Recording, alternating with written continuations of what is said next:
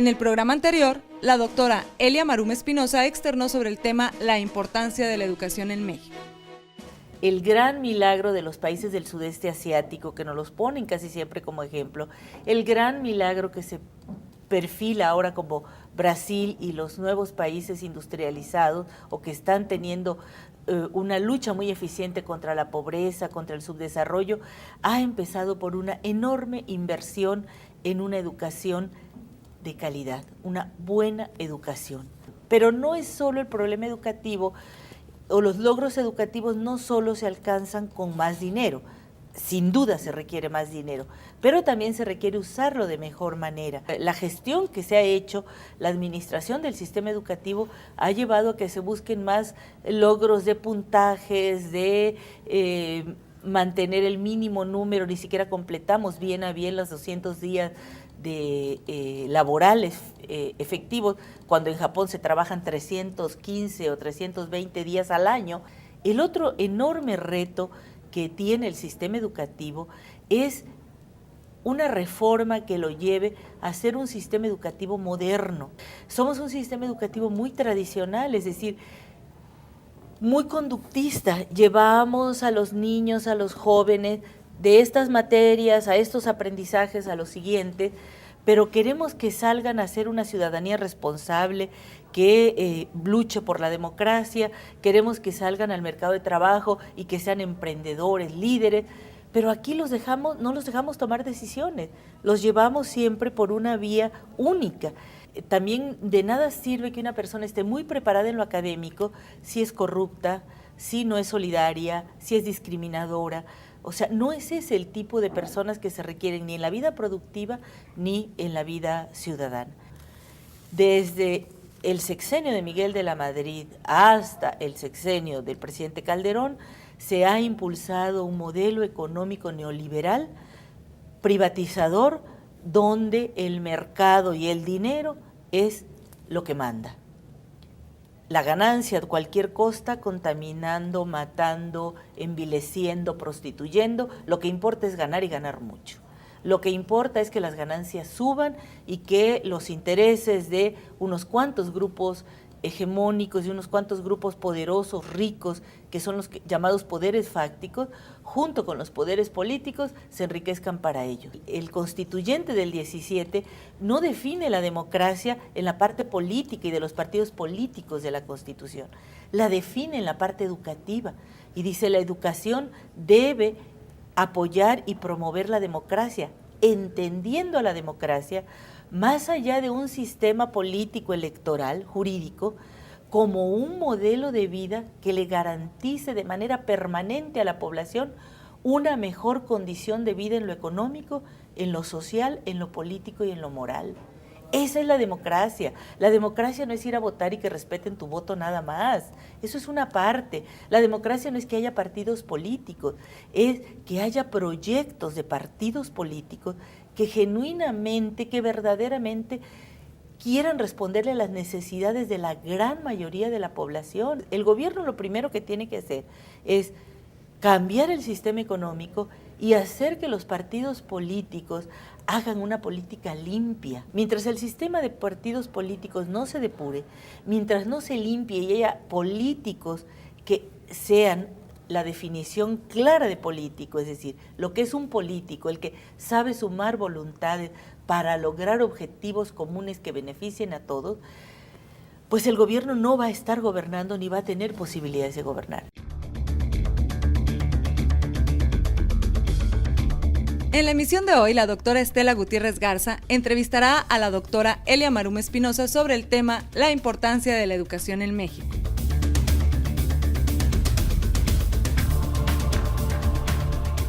Bienvenidos a la continuación de esta charla con la doctora Elia Marum sobre el tema de la educación en México.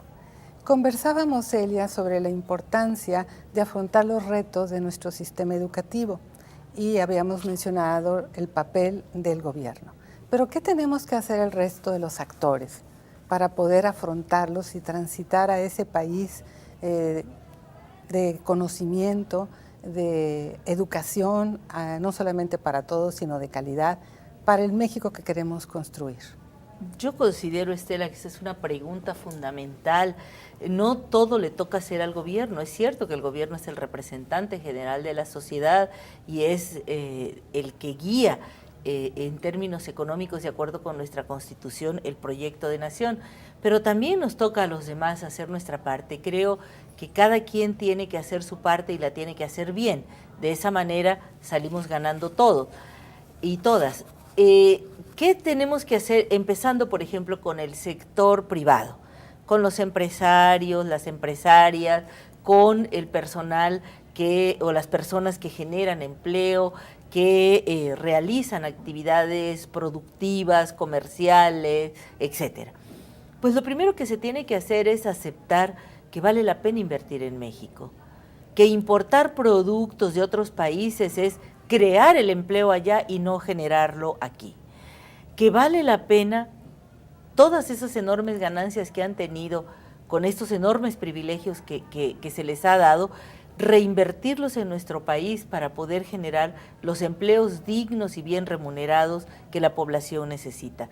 Dejar esa idea de que pagando bajos salarios, escamoteando y no dando las prestaciones necesarias, no generando condiciones dignas de empleo y de estabilidad en el empleo, pueden ellos ganar un poco más, pero perdemos todos y al final van a perder ellos, porque si este país no retoma su viabilidad, si México no vuelve a ser un país de concordia, de prosperidad, de solidaridad, seguramente se van a tener ellos que ir a vivir a otros países, pero en otros lados su familia, sus hijos, sus nietos no van a tener la cultura ni los amigos y a lo mejor ni siquiera hablan el idioma que ellos puedan entender. Entonces, si realmente quieren conservar lo que tienen, tenemos todos que esforzarnos por por invertir y producir en México, por trabajar de la mejor manera. A los empresarios entonces les toca ser los primeros en demostrar que creen en México, que es mejor invertir aquí, que es mejor poner todas las condiciones para que aquí se desarrolle en proyectos innovadores y no solo en proyectos de ganancia de corto plazo, de una ganancia muy rápida, pero que en realidad no va a generar el empleo permanente y estable que se requiere. Y por supuesto, considerar que pagar impuestos nos corresponde a todos, no nada más a la clase trabajadora fundamentalmente. Y sobre todo los grandes empresarios deben de demostrar su nacionalismo, su patriotismo y su amor por este país que tanto les ha dado. Por otra parte, a padres de familia, a las organizaciones de la sociedad civil, nos corresponde organizarnos de una manera diferente, porque hasta ahora la sociedad civil en México es muy débil en su organización. No participamos del todo ni en las juntas de las escuelas, nos da flojera ir, nos parece innecesario, ni en las manifestaciones o en las reuniones, en los foros de participación social. No lo hacemos porque no tenemos esa cultura, no tenemos una sociedad civil madura. Entonces, como en otros países, ¿verdad? Entonces lo que nos corresponde hacer es dejar un poquito nuestra zona de confort, dejar un poquito de ver quizá la novela, el fútbol, etcétera, y participar en estas actividades, dedicarle tiempo a estas actividades de ir y exigirnos nosotros mismos y exigirle a los demás, empezando por el gobierno, los padres de familia y el resto de la sociedad civil y los empresarios, que hagan su parte y la hagan bien. Nadie lo va a hacer si nosotros no lo hacemos. Y por supuesto, a quienes trabajamos en la educación, un compromiso genuino y auténtico con nuestros estudiantes. Para ser un buen educador, un educador es aquel que transforma a un ser humano. Trabajamos con lo más noble que puede tener una sociedad, sus seres humanos, y transformarlos positivamente, porque también se puede transformar negativamente, transformarlos positivamente requiere, además de tener un buen método didáctico pedagógico para enseñar, conocimiento para poder generar estos aprendizajes, se requiere sobre todo amarlos, quererlos, interesarnos en que efectivamente puedan transformarse de manera positiva y sentir sus necesidades, sentir sus angustias, sentir sus anhelos y sus vocaciones como propios. lo que queremos para nosotros y para nuestros hijos, debemos de quererlo para nuestros estudiantes, para nuestros vecinos, para nuestra población en general. Eso es lo que le toca hacer a cada uno de los actores. Renovarse moralmente y exigir esta renovación moral, pero con valores éticos, no con valores económicos. Todos los niveles educativos son importantes en esta participación en la que deben estar involucrados todos los actores, como tú lo señalas. Pero centrémonos por un momento en la educación superior, en las universidades, en el posgrado, en la importancia del desarrollo científico y tecnológico. ¿Cuáles serían las políticas que se tendrían que impulsar para poder tener en México las condiciones de desarrollo que requieren los tiempos de la globalización frente a la sociedad del conocimiento?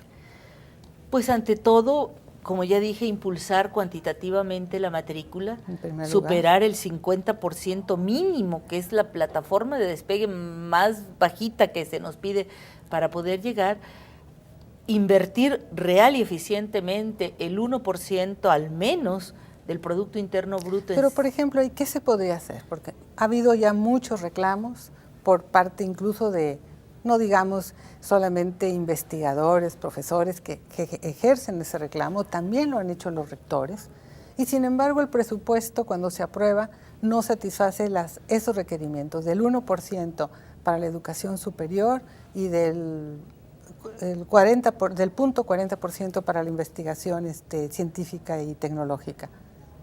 Sí, bueno, el 1% es para investigación científica y tecnológica. Perdón, sí, el 8% es para el educación, 8% para educación superior y el 1% para investigación científica y tecnológica. Realmente lo que tenemos que hacer es ir con nuestros diputados, porque los diputados son nuestros representantes, como bien dijo una ciudadana, son nuestros empleados, les pagamos y les pagamos muy bien, ganan unos sueldos exorbitantes, ¿verdad?, para que hagan su trabajo y lo hagan bien. Entonces, organizarnos e ir a exigirles, y exigir también que haya revocación de mandato. Si un representante mío como sociedad no me está representando, pues que se vaya. Como un empleador tiene derecho de que si un trabajador no le está rindiendo, lo puede despedir y liquidar.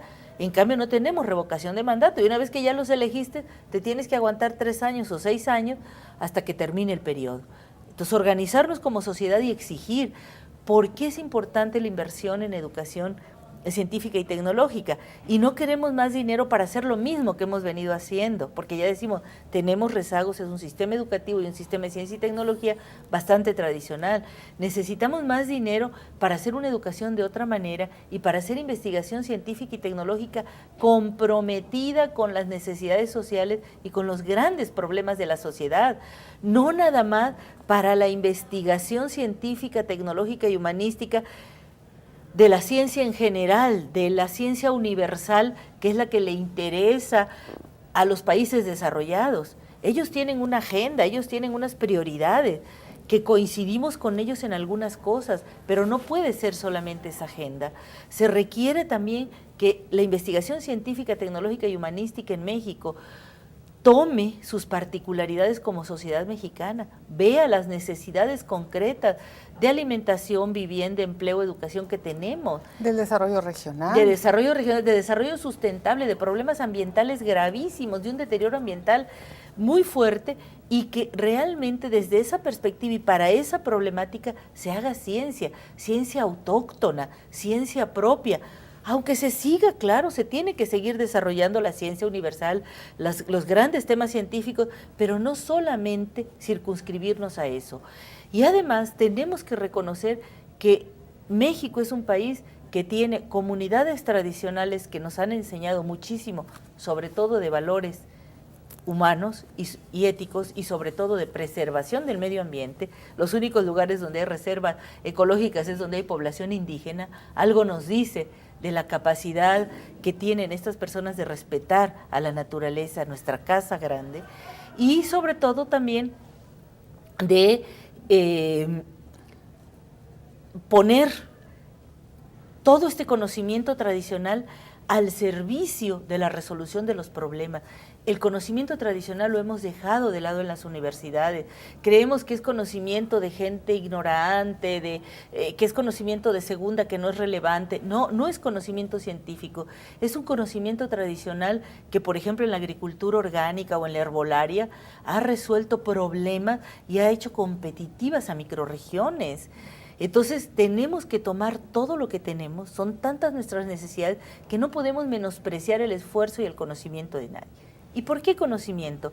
Porque, como bien señalaste, estamos en un cambio de época, estamos pasando de la sociedad industrial a la sociedad del conocimiento, es decir, la industria va a seguir existiendo, pero ya no es la que genera mayor valor agregado, ya no es la que genera mayor posibilidad de crecimiento y de desarrollo y de condiciones de vida, lo es el conocimiento. Y pongo un ejemplo muy sencillo, un automóvil podrá costar 100,000 pesos, el más barato.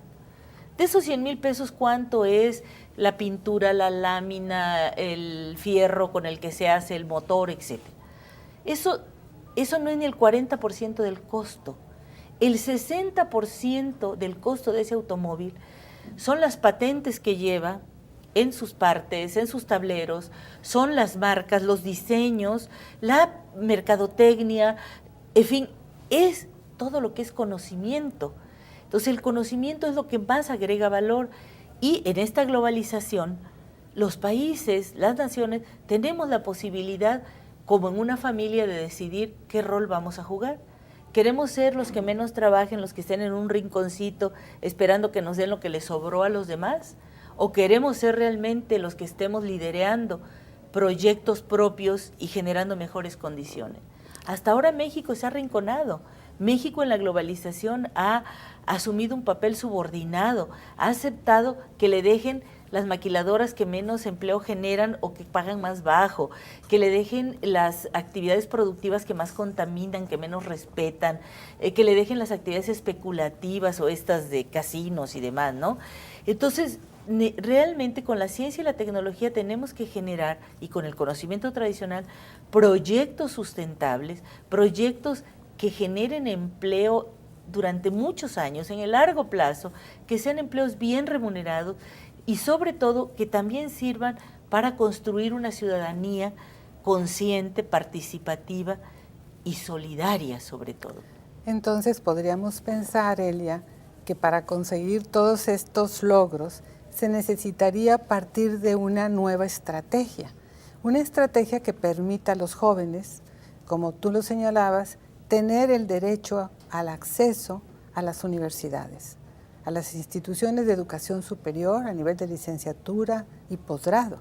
¿Hasta qué punto una iniciativa en el marco de los derechos sociales y de considerar a las universidades como un bien público es algo pertinente y necesario en este país, en esa perspectiva de la construcción de un nuevo proyecto de nación? Definitivamente has dicho las palabras precisas. Necesitamos reconstruir México, necesitamos rehacer este país deshecho y destrozado y necesitamos retomar la dignidad que como mexicanos hemos permitido que nos arrebaten. Por supuesto, en México la educación no solo es un bien público, es un derecho social consagrado como derecho del pueblo en la Constitución.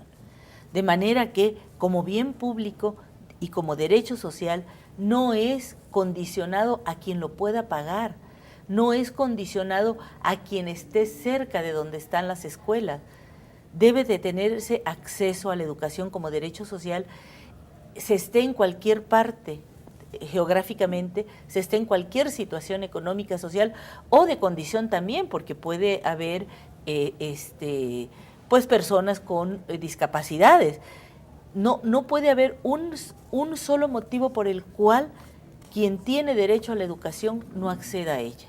Ahora, no todos tenemos las mismas capacidades, no todos somos iguales en términos de vocaciones, de inteligencia, de necesidades, de antecedentes familiares, etcétera. Y en esa diversidad tenemos que tener derecho a la educación. Es decir, tenemos que tener derecho a una educación que nos permita realizarnos como seres humanos. La educación sin duda no solo es un bien público, es un derecho social, pero está basado... Me gustaría que lo precisaras un poco, porque a nivel de educación superior sabemos que hay muchísimos estudiantes que desean ingresar a las universidades y que son rechazados. Entonces, si bien está garantizado en la Constitución, en las prácticas hay una gran diferencia. Entonces, ¿qué se tiene que hacer en ese sentido, ¿no? Bueno, recordarás que el artículo 3 se ha ido modificando y si bien se le ha agregado algunas cosas como la autonomía universitaria, se le han ido reduciendo algunas otras. Por ejemplo, se dice que la educación básica es obligatoria y que por lo tanto es responsabilidad del Estado. Pero si tú lees el primer párrafo del artículo 3, dice que todos los que vivimos todas y todos los que vivimos en México tenemos derecho a la educación y no dice a qué nivel.